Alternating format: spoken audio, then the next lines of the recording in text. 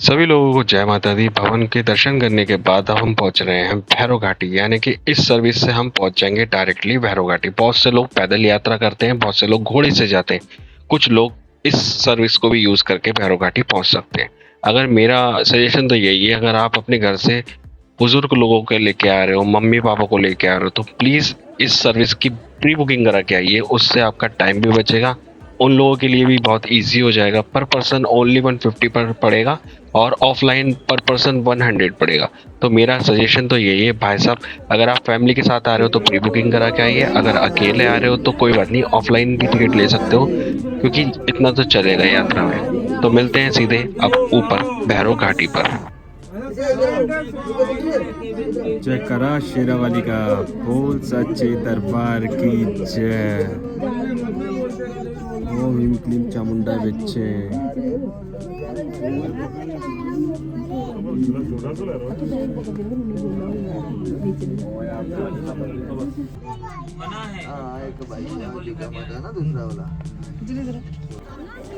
लो जी, finally हम पहुंच गए रोपवे की सर्विस को यूज करके भैरव घाटी। और भैरव घाटी से भवन का नज़ारा कुछ इस तरह से दिखता है। भवन कितना खूबसूरत लग रहा है। रात में भवन कुछ अलग तरीके से दिखता है और दिन में भवन कुछ अलग तरीके से दिखता है। जो भी अभी हाल ही में वैष्णो देवी की यात्रा कंप्लीट करके अपने घर पहुंचे हैं और ये वीडियो देख रहे हैं, तो कमेंट करके जरूर बताइए, और कमेंट में जय माता दी लिखना बिल्कुल मत भूलना।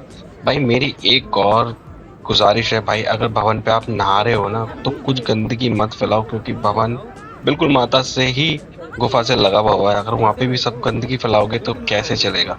चलो एक चीज और दिखाता हूँ। यह पीछे एक नया हेलीपैड बना है, जहाँ से सेलिब्रिटीज अपने हेलीकॉप्टर से आते हैं और इसी रास्ते से भवन को माता रानी के दर्शन करने निकल जाते हैं। भाई सेलिब्रिटीज का समझ में नहीं आता, वो वैष्णो देवी भी आते हैं, सारी पूजा पाठ करने भी आते हैं, तो इतनी सारी फैसिलिटीज यूज करके क्यों आते हैं, वो पैदल क्यों नहीं आते। इससे बड़े तो आए ही।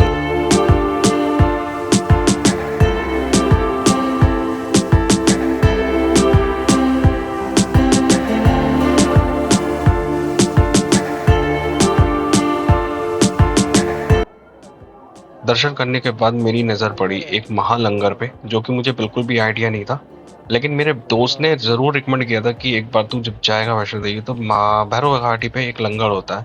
मेरे को बिल्कुल भी नहीं पता था, क्योंकि मुझे कभी भी आइडिया नहीं था कि यहाँ पर लंगर होता है। वेल, इसलिए आज हमारे नसीब में था तो हमें मिल गया और हम यहाँ पर पहुँच गए। दूसरी एक बहुत ही ज़्यादा रिक्वेस्ट है जो मैं आप लोगों से करना चाहता हूँ। आप कहीं पे भी कुछ भी मिल रहा हो तो उतना ही लें जितना आप खा सकते हैं, क्योंकि मैंने अभी कुछ लोग देखे, उन्होंने भर भर के ले रखा था, लेकिन उनसे खाया नहीं गया और उन्होंने सारा का सारा महाप्रसाद कूड़ेदान में फेंक दिया। भाई दिस इज नॉनसेंस थिंग। ऐसा मत करो यार। अगर आप ये रुपए में खरीदते तो आप इसके एक एक दाने की कीमत समझते। अभी ये सब कुछ फ्री मिलता है ना, जो कुछ भी फ्री मिलता है लोग उसकी कदर नहीं जानते। चाहे वो इंसान हो, प्यार हो, खाना हो, जो भी कुछ हो, फ्री में कोई भी लोग किसी की भी वैल्यू नहीं समझते। तो ऐसा मत करो यार।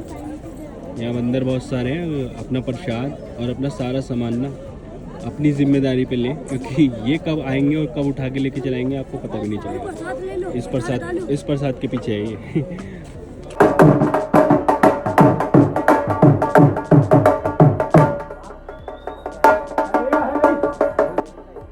भाई अकेले ही ढोल बजा रहा है। अगर यार मेरे साथ फैमिली वैमिली होती तो यार मैं रुकता भी, इसको पैसे भी देता और साथ में इसके डांस भी करता। वैसे मैंने लास्ट नाइट ढोल पे डांस किया था। यहाँ पे डांस करने का अलग ही आनंद आता है।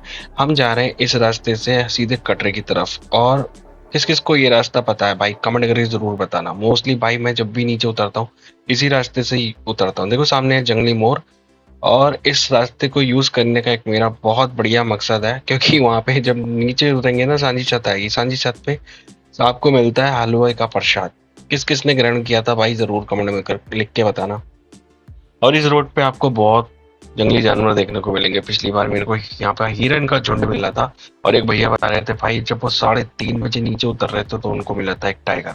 टाइगर सुन के तो भाई साहब आपकी रोंग मतलब हवा टाइट हो गई होगी, लेकिन ऐसा कुछ भी नहीं है भाई। कुछ भी यहाँ पे कोई भी जानवर आपको परेशान नहीं कर सकता, जब तक उसको ना लगे कि उसकी जान खतरे में। और हमेशा इंसान सबसे पहले जानवर को परेशान करता है, ना ही कि जानवर किसी इंसान को परेशान करता है, क्योंकि जानवरों को भी अपनी जान की परवाह बहुत ज्यादा होती है।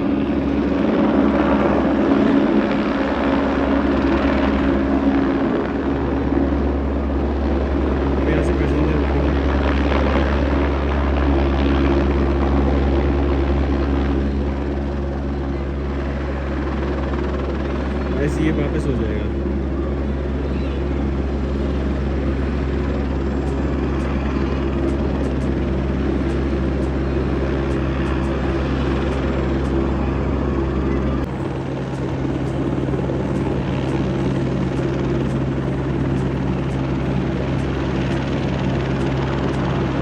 सारे पैसेंजर हेलीकॉप्टर में भर चुके हैं।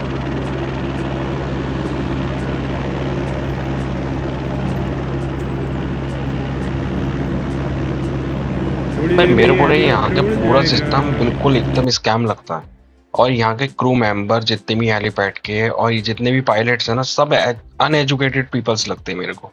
इतने गंवार, इतने जाहिल लोग हैं यार ये। इतना रिस्क लेते हैं ना इंसान की जीवन से।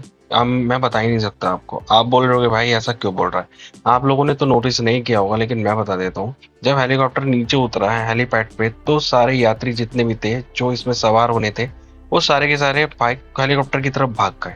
लेकिन आपने ये चीज नोटिस नहीं की, हेलीकॉप्टर में जो पायलट बैठा था उसने हेलीकॉप्टर का पंखा बंद नहीं किया, यानी कि फैन को ऑफ नहीं किया। जब तक भाई फैन ऑफ नहीं होता है ना, तब तक पायलट अपने हेलीकॉप्टर के दरवाजे खोलता भी नहीं है। लेकिन इस पायलट को समझ में नहीं आ रहा है भाई कि इंसान की कीमत क्या है।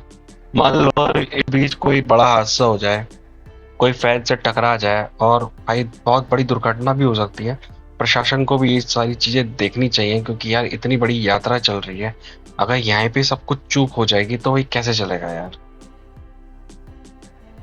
साले लोग भी इतने गंवार हैं कि कोई सी यात्री आते हैं, बंदरों को इतनी बुरी तरह से मार रहे हैं। पर क्यों मार रहे हो, तुम यहाँ पर आए हो, बंदर पहले से ही यहाँ पे थे। कोई भी जानवर मारने का अधिकार आपको नहीं है भाई साहब। आप यहाँ पर आते हो सिर्फ अपने मनोरंजन के लिए आते हो, मनोरंजन के लिए चले जाते हो।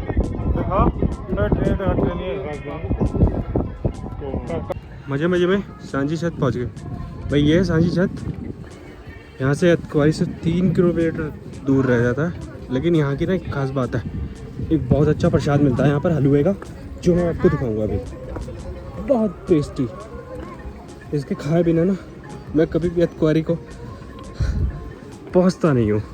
अगर आप भी इस प्रसाद का स्वाद ले चुके हो तो कमेंट करके ज़रूर बताना। बोलो जय माता दी।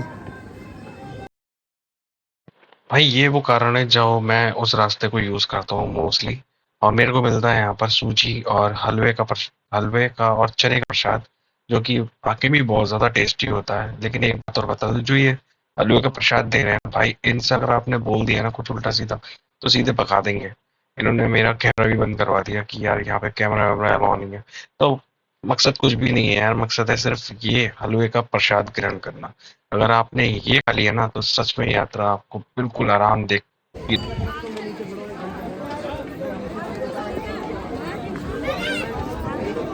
या हम आ गए हरिद्वारी। ये रास्ता बंद है क्या? नहीं, इधर से।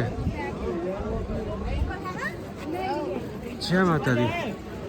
आओ नीचे बैठेंगे, मैगडी में बैठेंगे यार। भूख लग रही है मेरे को, कुछ खा लूँ। बीकानेर भी है इधर। फाइनली पहुंच गए हरिद्वारी। अब यहाँ से सिर्फ 3 किलोमीटर दूर है और फिर हम कटरा पहुंच जाएंगे। वहाँ पहुंच के करेंगे आराम। तो कुछ खा लेते हैं, मिलते हैं आपसे ब्रेक के बाद। एकदम बढ़िया मील लिया 135 में। ये सब कुछ मिल रहा है यार मैगडी में।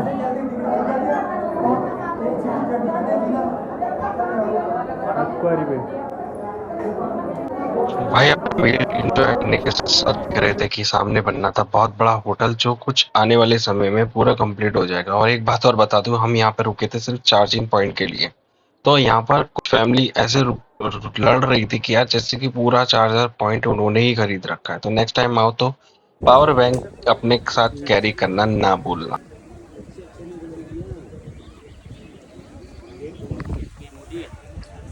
नहीं नहीं, सही कह रहे हो।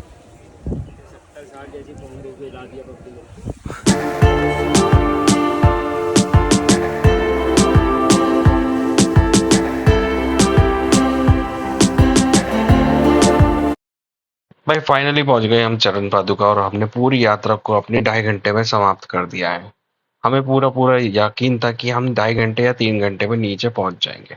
अब हम अपनी ये कार्ड को सबमिट करेंगे और अपनी काउंटिंग को क्लोज करा देंगे, और इनको सबमिट करना पड़ेगा कि यात्री भवन से नीचे आ चुका है। और मैं सोच रहा था कि यार लौटते टाइम मैं गुलशन कुमार का भंडारा ग्रहण करूं, लेकिन नसीब में ही नहीं था यार, खत्म हो चुका था। गाइस पिक्चर अभी खत्म नहीं हुई है, सबसे बड़ा टास्क अब से स्टार्ट होता है। अगर हमने अपनी ट्रेन नहीं पकड़ी ना तो भाई वो हमारा इंतजार नहीं करेगी और हमें ठेंगा दिखा के टाटा कह के बाय बाय कह के निकल जाएगी। सोच रहे हैं हेलीकॉप्टर से ही घर पहुंच जाया जाए, लेकिन यार लोग सरप्राइज हो जाएंगे और इतना बड़ा सरप्राइज हजम नहीं कर पाएंगे। तो अभी लगी थोड़ी सी भूख, सर बढ़िया करके ले बनाना। चलते हैं भाई के स्टॉल पे, यहाँ पे मिलता है बहुत टेस्टी तो ही बर्गर। नहीं है इसमें लिखा हुआ है, कोई बात नहीं। केले का ढक्कन ही है, सॉरी यार, कोई नहीं कोई नहीं। सर बढ़िया करके बनाना ना।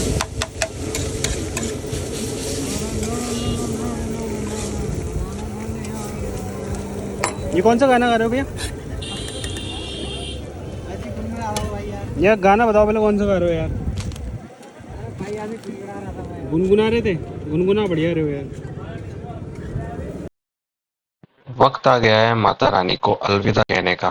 थोड़ा सा मन खटास हो रहा है कि यार मैं इतनी जल्दी क्यों उतर आया, थोड़ा सा टाइम और ले लेता। 2.5 घंटे पहले मैं उस सामने पर्वत पे था और अब यहाँ पर।